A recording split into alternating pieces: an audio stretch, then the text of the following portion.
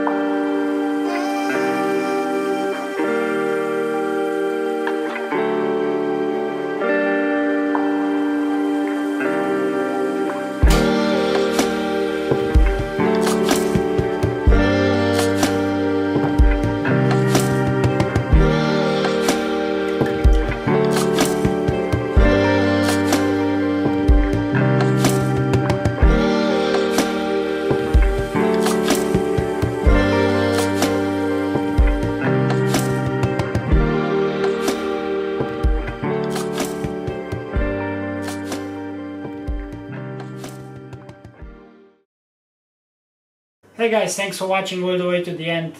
What should I say? I'm really happy with the results I got, with overall quality of the image this old camera produces. Now I finally have a panoramic camera which is capable to shoot dry plates, and I'm really looking forward to making more shots with it. When I started this channel, my main goal was to build a community of people who are interested in the same topics that I am. I'm slowly getting there, so if you haven't yet, make sure to subscribe and hit the notification bell. And if you'd like to learn how to coat dry plates, make sure to check this video out. Enjoy until next time.